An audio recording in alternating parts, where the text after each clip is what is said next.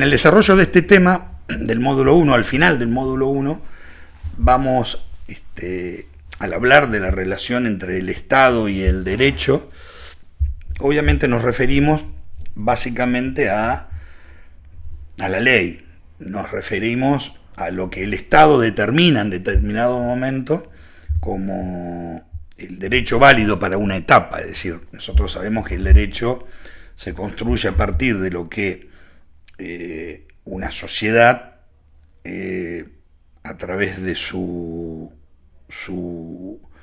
sistema republicano, determina que es lo válido, lo ideal para ese momento histórico. Para eso el poder legislativo, en nuestro caso es bicameral, tanto en la nación como en la provincia, y a través del funcionamiento de ambas cámaras van modificando leyes, sancionando nuevas leyes o modificando y estableciendo en cada etapa histórica lo que se considera que es válido para esa sociedad en ese momento. Nuestro país no tiene en nuestra Constitución Nacional el reconocimiento expreso del derecho al deporte, como sí tienen otros países de Latinoamérica y del mundo. ¿Cuál es la razón por la cual, por ejemplo, en la reforma del 90 de mediados de los 90 no se incluyó el deporte como un derecho? Lo ignoro. Lo cierto es que no lo tenemos. Eso tiene dos efectos. Por un lado, el hecho de que sería una materia no delegada por las provincias a la nación.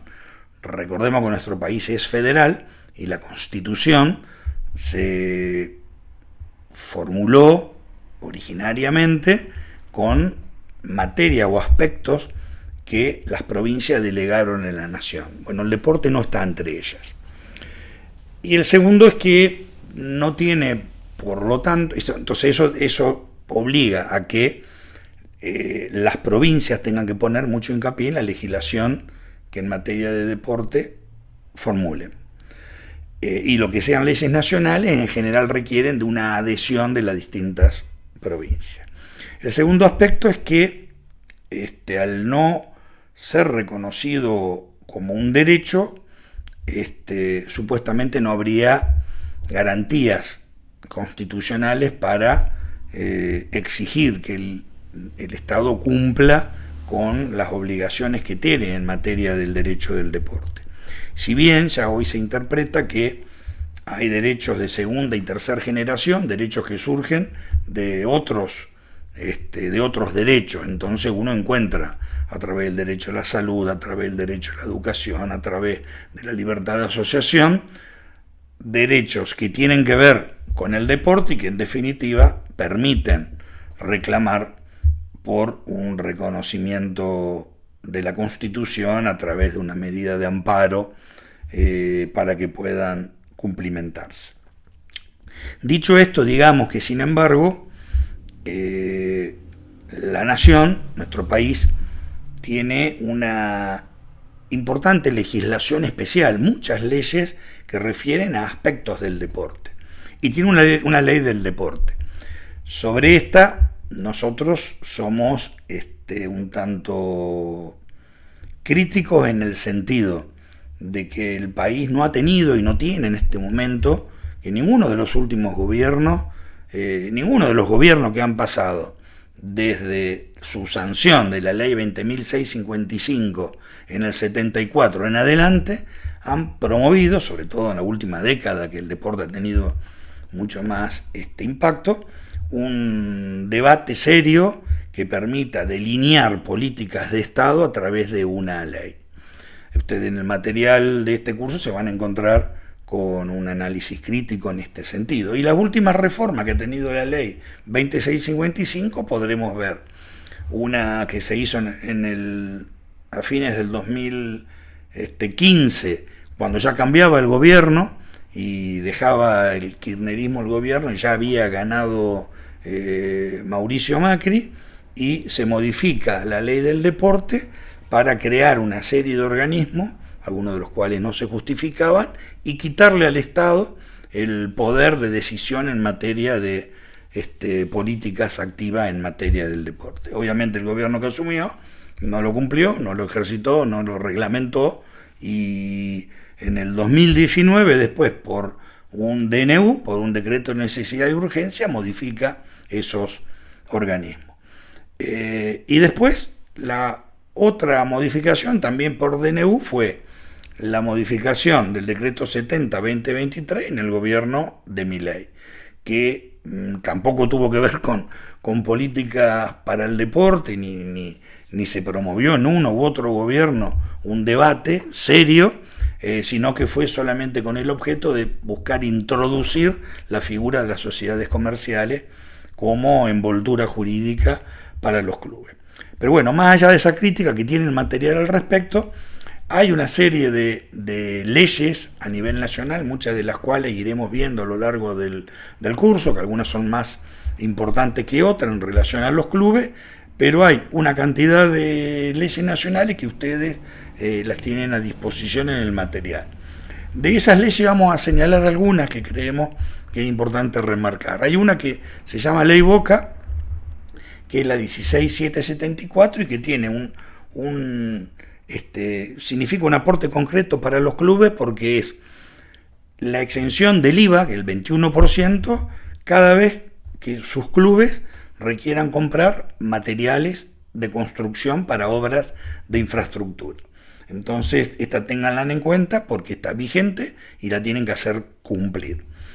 Después vamos a hablar también, quería remarcar la ley, la 27098, que es la ley de protección a clubes de pueblo y de barrio. Si bien esta ley depende en su ejecución en cuanto a los programas o los aportes o ayudas a los clubes, depende de la voluntad del gobierno de turno, hay aspectos de la ley que reconocen derechos que sí los tienen y que más allá de cierta falta de reglamentación de los mismos, yo creo que pueden ser exigidos. Uno de ellos, creo que son los artículos 17 y 18, está en el material esto remarcado.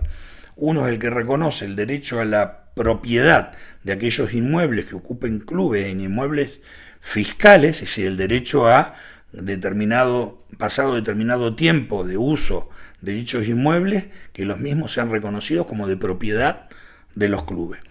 Y el otro es la inembargabilidad a los inmuebles de los clubes. Esto es importante porque esta es la única ley nacional que reconoce la inembargabilidad en determinadas situaciones de los inmuebles.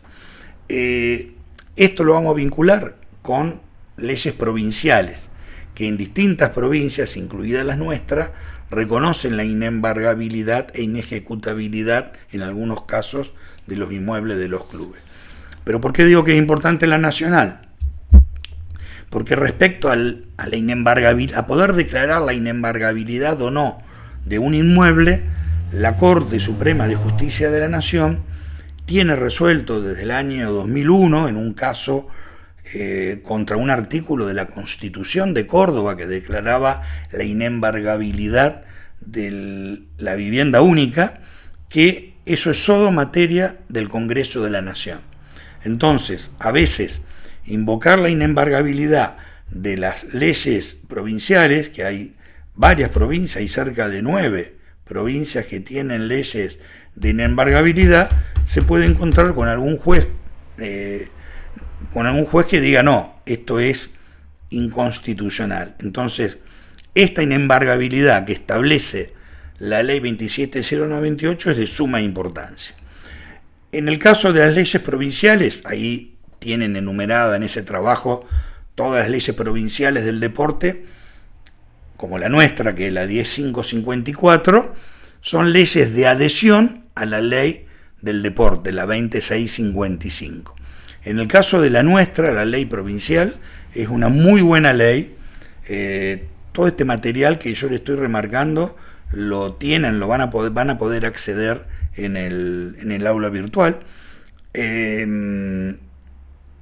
incluida la ley 10554, que es muy buena, pero nosotros creemos ya que después de 25 años debe ser actualizada, hay nuevos paradigmas y cuestiones a incluir. Algo de esto también le vamos a incluir en el aula.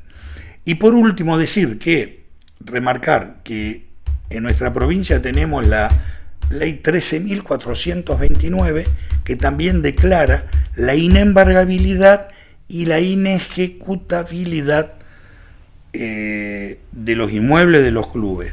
Pero en el primer artículo declara de interés social los inmuebles de los clubes. Eso también le da un fundamento particular a la ley. Y lo que tiene de importante esta ley, la 13.429, es que además de la inembargabilidad, habla de la inejecutabilidad, que ese sí es un concepto procesal, de procedimiento, que sí es competencia de las legislaturas provinciales, con lo cual esa inejecutabilidad no puede ser atacada de inconstitucional. La ley no es una patente de corso para que los clubes no paguen nada y no los puedan nunca embargar, no. Establece una herramienta, establece un mecanismo que bien utilizado les puede servir. Así que ténganlo en cuenta. Después acompañamos una ordenanza de la ciudad de Santa Fe, también es importante porque resguarda a través de la zonificación de los inmuebles donde están los clubes para que no puedan ser utilizados para otro destino, es decir, para alejarlo de cualquier operación inmobiliaria. Una última referencia a estas leyes provinciales, a nuestra ley provincial del deporte, la 10554, búsquenla, léanla, porque establece cuestiones importantes de programas, de creación del FOPRO, del Fondo Provincial del Deporte, que va destinado al deporte federado, al deporte comunitario, al deporte educativo, y donde las federaciones deportivas provinciales tienen una importante participación y a través de ellos los clubes en el manejo y en determinar el destino de algunos de estos recursos. Bueno, con esto culminamos no solo este tema, sino este primer módulo de esta capacitación.